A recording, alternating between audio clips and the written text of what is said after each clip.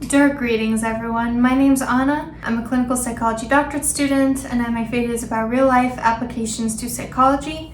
If this seems like your kind of page, don't forget to hit like, subscribe, hit the bell notification button. Today is the second video in the DBT mini-series that I'm making, which is a series all about dialectical behavioral therapy. If you don't know what that is, it's a subtype of cognitive behavioral therapy created by Marsha Linehan. Marsha Linehan is a woman who was institutionalized for having borderline personality disorder when she was younger, and then when she got out, she kind of changed her life around. She is now a very well-respected, very put-together clinical psychologist who came up with this DBT therapy. So DBT is all about balancing both acceptance and change, balancing two polar opposites at the same time. And part of that is, with borderline personality disorder, there's this thing called splitting, where, objects are either all good or all bad. So the reason that is so relevant to DBT is that DBT focuses on understanding that two opposites can both coexist. It's not one or the other. So of course, DBT is used for personality disorders, especially borderline personality disorder. It's used for depression, anxiety, relationship issues, and so on. So I will create one video for each of the 4 modules of the DBT handbook, which are mindfulness, already done, interpersonal effectiveness, which is this, emotion regulation, and distress tolerance. And like I mentioned, I cannot possibly cover everything from this because it's a huge handbook. So I'm just going to skim the worksheets and exercises that I think would be most beneficial, or that I personally think are the most beneficial. I actually co-facilitate group therapy, which is focused on the interpersonal effectiveness module of DBT specifically. So this is absolutely my favorite module out of all of them. I think interpersonal interactions are so important and so interesting. As always, this isn't meant to replace actual therapy. It is like night and day just watching this video versus actually going to a DBT therapist and applying this to yourself. But, with that being said, I understand not everyone has access to therapy, and I would rather you have at least this resource than none at all. And if you want a link to the DBT handbook that I used for all of these worksheets that I made this video from, I will link it in the description box below. And I'll also tell you which page I got the information from in each of these sections. So we start on page 117 with some goals of interpersonal effectiveness. What are your goals when you are interacting with other people? So one potential goal is being skillful in getting what you want and need from others. Another one is building relationships and ending destructive ones. And another one is walking the middle path, the middle path between creating and maintaining balance in relationships, balancing acceptance with change in relationships. The middle path is something that I talked about in the mindfulness module of DBT, and it's something that's going to be applied in the mindfulness of others section of this module as well. So on page 118, we take a look at the different factors that could get in the way of you getting your interpersonal effectiveness. So one possible thing that could stand in your way is you don't know what you want. How can you get what you want when you yourself don't know what you want? Another one is your emotions are getting in the way, like anger, pride, contempt, fear, shame, guilt. These are controlling you instead of you controlling them. Another possible obstacle is you forget your long-term goals for your short-term goals. Like, for example, you meet up with your toxic ex because you're feeling lonely, not realizing that this is just spinning you back into that negative cycle with them. Another obstacle, other people are getting in your way, either because they're more powerful than you, they feel threatened by you, they want to sacrifice your self-respect for theirs.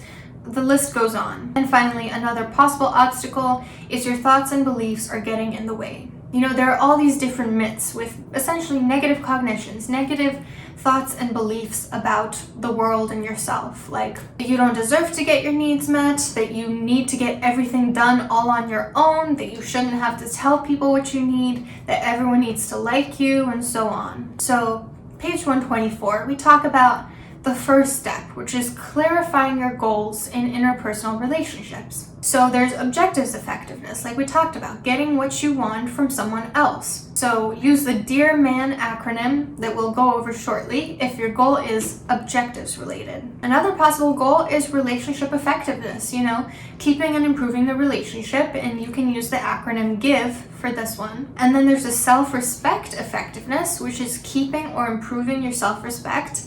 And you can use the acronym FAST for this one. So before any interpersonal situation, ask yourself what your goals are. Is it that you're trying to get something from someone? This would be like getting them to change a harmful behavior. Is it that you want to improve your relationship with them? Is it that you want to maximize your self-respect? This will be very important in determining what approach you should take next. Objectives effectiveness. You're trying to get something from someone. The acronym to use here is Dear Man. So let's use an example while going through these. Let's say that the objective you're trying to accomplish is getting your sister to stop taking your clothes without your permission. Okay? So the D in Dear Man stands for describe the current situation and stick to the facts. So for example, hey Jen, noticed you took my shirt from the closet yesterday and wore it to school. You also did that with my jeans last week and with my bracelet 2 weeks ago. Pretty objectively stating the facts of the situation. The E in Dear Man stands for express your feelings and opinions about the situation, and use a lot of I statements for this. For example, I feel blindsided and overlooked when you take things from my room without asking. Then the A stands for assert yourself by asking for what you want or clearly saying no. For example, in the future, please don't take my things without asking. If you want something of mine, ask me first. Then there's the R. Reinforce or reward the person ahead of time by explaining the positive effects of getting what you want or need, or communicate the negative consequences of not getting what you need. For example, either if you don't ask me beforehand, it will make me feel disrespected and I will not let you borrow any of my things anymore. Or if you ask me nicely beforehand, I will probably gladly let you borrow what you want. Then there's the N, being mindful. Keep your focus on your goals. Maintain your position, don't be distracted, and don't get off topic. For example, if your sister starts to call you controlling, don't get into a whole fight with her. Ignore the attacks and keep making your point clearly. The A stands for assertive or appear confident. Appear effective, appear competent, use a confident voice and posture. Don't use unassertive language. For example, don't say, I feel kind of blindsided. Just say, I feel blindsided. Don't say, do you think you could ask me beforehand? Say, I need you to ask me beforehand. And then finally, the N stands for negotiate. Be willing to give and to get, offer solutions to the problem, reach a compromise. Like for example, if your sister then says, okay, well you can't borrow any of my things, you can say, okay, how about we both ask beforehand? Do you think that might be fair? So that's the Dear Man acronym that you use if you're trying to be objectively effective. If you're trying to accomplish an objective, if you're trying to get someone else to give you something. Then the acronym GIVE is for relationship effectiveness. So this is if you are trying to, maintain a relationship. And you can also use this if you're trying to obtain an objective while maintaining the relationship as well. So the G in GIVE stands for gentle. Be kind and respectful, don't attack, don't make threats, don't judge.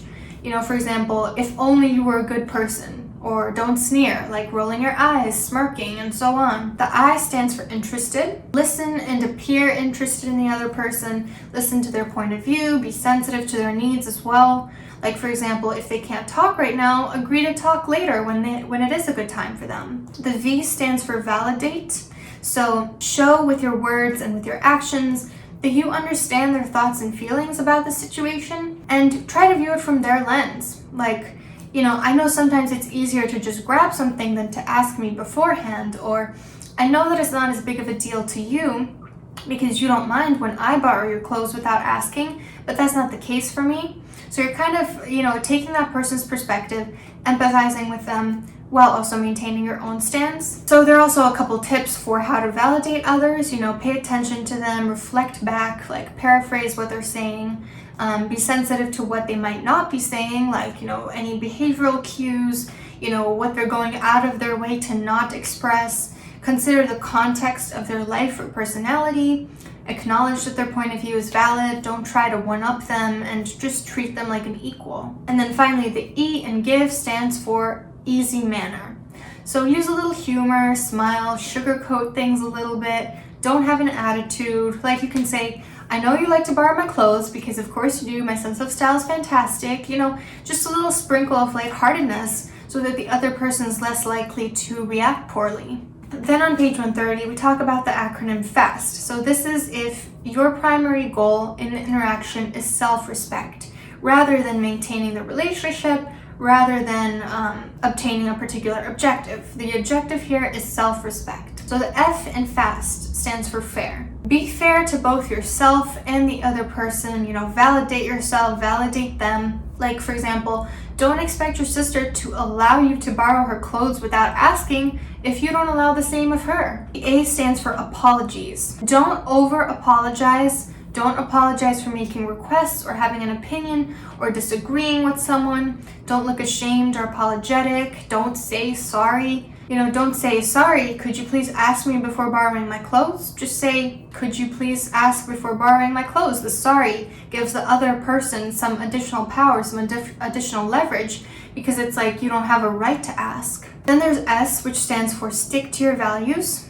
Put your values first, be clear on what you believe to be the right way to act. For example, if you believe consent is important, even when borrowing someone's belongings, don't compromise on that value. And finally, the T, truthful. Don't lie, don't manipulate, don't exaggerate or make up excuses. For example, I've never borrowed your clothes without asking. Don't lie about that. So that's FAST. FAST is the acronym for self-respect, maximizing self-respect in interactions. So now let's talk a little bit about how to find and get people to like you. The first thing is look for people who are close by you. Proximity and familiarity are two of the huge factors when people start to develop love for each other. So for example, your building, your dorm room, your neighborhood, your school, your workplace, your grocery store, the more you see someone, the more proximity you have to them, the more familiarity you have to them, the more likely you are to both like each other and ultimately love each other if need be. Also look for people who are similar to you. That's another influence on whether two people are going to develop love, is similarity. For example, get involved in hobbies that are important to you and find people there. Another important thing is express liking for someone if it's genuine. We tend to like people who like us. And I think there was a study that looked up, how people's liking for each other changed over time. And they found that if someone likes you from the start and they continue to like you, you're less likely to like them back than you are for someone who initially didn't like you and then grew to like you. Because the thinking behind it is, as you get to know someone, you get to know the real them. So, presumably everyone wants for someone to like them more and more over time as they get to know who the real you is. But, if someone was initially neutral about you and stayed neutral, or someone initially liked you and stopped liking you, that's not a good sign, because what that says to you is there's something about me that is not likable, because they're getting to know me better and they're liking me less. So how you can use this to your advantage is initially be neutral to people, be polite, be nice, but be neutral. And then, you can start to develop genuinely liking them over time and start to express that as well. For example, as you start to enjoy a classmate's contributions to the seminar, start sitting next to them, make small talk, give genuine compliments, showcase positive regard, support them when they need it. All these things are going to make your classmate really like you as well. Another component of, getting people to like you is work on your conversation skills. So ask and respond to questions, have that reciprocity, and do this with just a little bit more detail than what is actually necessary to answer the question. Because, if someone asks, hi, how are you? And you say just good, how does that sound compared to, hi, how are you? Good, I had a really busy week. I went to a cabin last weekend, went hiking. It was nice. Obviously, the second one is going to make the other person more comfortable. It's going to make them feel like you want to share with them. It's going to just generally make them feel like this is a better interaction than if you just simply answer the question. Also, make small talk, self-disclose skillfully, not too much, not too little. Don't tell a stranger your whole life story, but don't, be completely closed off with your friends either. Don't interrupt others, learn things to talk about, watch others, read, increase your activities and experiences so that you'll have more things to share with people, so that you'll have topics of conversation. And when you join an ongoing group conversation, make sure to do so skillfully. Make sure it's an open group, not a closed group, because some groups, they're not open to having new members. Like, if it's a meeting of, tenured professors, don't just sit down with them at lunch. They're probably discussing closed matters. Also, test the waters without overdoing it at first. You can try to say, you're like, oh, can I sit here? But, if you say, oh, can I get you something? And you're not even the waiter, Well, what's the point of that? That's kind of overdoing it. Ask for permission, but don't look embarrassed. There's a difference between someone coming up to a group and saying, "Hi, can I sit here, please?" and someone simply saying, "Hey, is the seat taken?" It's much more likely to get people to initially like you, to get them to say, "Okay, this person's confident. They're asking if they can join us. I think we should let them in." So on page 151, we talk about remembering to think and act dialectically. Again, dialectical is in the name of the therapy. So how do we think and act dialectically as it pertains to interpersonal effectiveness? Remember that there is always more than just one side to anything. Try to look at situations from multiple perspectives. Also, be aware that everything is interconnected. Treat others as you would want them to treat you, because otherwise, what goes around comes around. Also, embrace change, which is the only constant in this world. And remember that opposites can be true. Because, this is essentially, like I was talking about, reducing splitting and idealizing versus devaluation, which are two defense mechanisms used a lot by people with borderline personality disorder. So understand that you can be assertive and gentle. Someone can be flawed and a good person. It can be both sunny and rain. Then on page 158, we talk about how to deal when you're invalidated. So this section got me thinking, because as the therapist, therapists tend to think of invalidation as something negative and validation as something positive. But the thing that this challenged in me is remembering that sometimes invalidation can be helpful when it corrects misinformation. For example, someone says, "Everyone hates me." A therapist saying, "Well, what is the evidence for that?" is essentially invalidation. And you can be invalidating and validating at the same time. You can say, "I can tell this is really distressing for you. Like, I'm really sorry. It seems like this is something you really strongly believe, and I can definitely see that in you." While at the same time questioning, is this a valid belief to have? But on the other hand, invalidation can be really painful when you're being ignored, you're being repeatedly misunderstood, important facts in your life are being ignored or denied, you're receiving unequal treatment, you're being disbelieved despite you being truthful, and your experiences are being trivialized. All those are examples of bad invalidation. So how do you react when that's the case? First of all, check all the facts. Is there any truth to what they're saying? And, you can acknowledge if you were wrong, you can work to change invalid thinking, but be compassionate and non-judgmental towards yourself. Admit it when it hurts to be invalidated. Acknowledge if your reaction actually is valid, if you've assessed the facts, and no, this is okay, I'm valid in feeling this way. Also, at the same time, don't catastrophize being invalidated. Describe your experiences in more supportive environments that won't invalidate you. Grieve traumatic invalidation when it happens, and practice radical acceptance of the invalidating person. And validate yourself the way you would want to be validated. So now let's talk a little bit about behavior modification. So I've talked about it before on this channel. Behavior modification is what it sounds like, getting someone's behavior to change.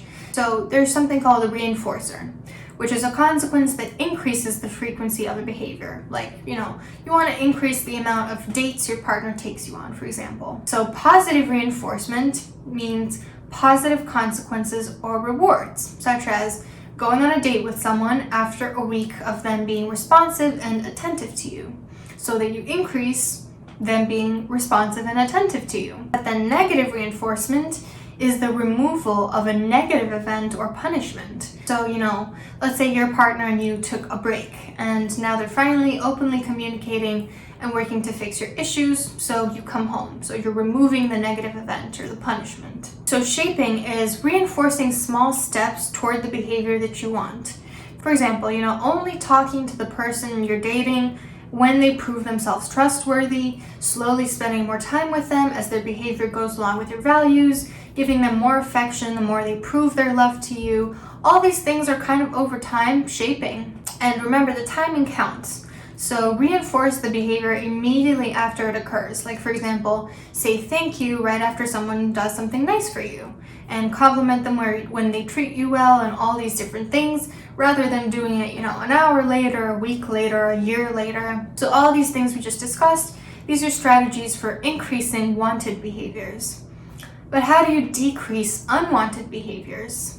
So extinction is when you're stopping an ongoing reinforcement of a behavior. For example, if your partner stops paying attention to you, no longer contacting them to hang out because, you're stopping the reinforcement of a behavior you don't want. Then satiation is providing relief or what someone wants before the behavior even occurs. For example, if someone, is doing something that bothers you and you ask them to please stop and they promise to do that, thanking someone in advance for something that they promised to do. Then there's good old punishment, an aversive consequence that decreases someone's behavior. For example, telling someone no in response to a date after they've proven to not be trustworthy. That's an example of punishment.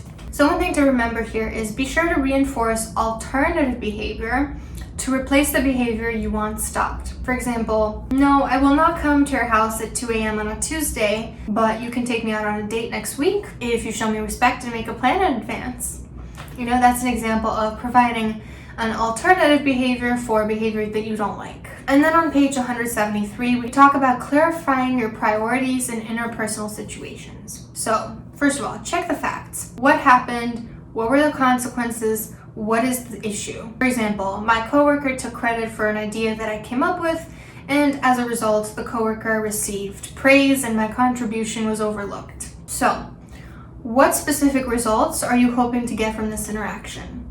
For example, to get my coworker to stop taking credit for my ideas. How do you want the other person to feel and think about you based on how you handle the interaction? In this example, you want them to think you're not a pushover, you can stand up for yourself, you won't be silent when other people try to walk all over you. How do you want to feel or think about yourself because of how you handled the situation? So, I want to feel assertive, confident, strong. Now, what issues make it hard for you to accomplish this? For instance, anxiety about not being liked, having to work with this person in the future, hopefully without too much additional conflict. And then once you've answered all these questions, write out the Dear Man script and prepare for the interaction. Or, Dear Man, give fast, whatever your objective or objectives may be. So, I hope this helped with interpersonal effectiveness, the second module in the DBT handbook. If you liked this, don't forget to hit like and subscribe because it means a lot to the support of this page. It means a lot to me, and I'll see you very soon.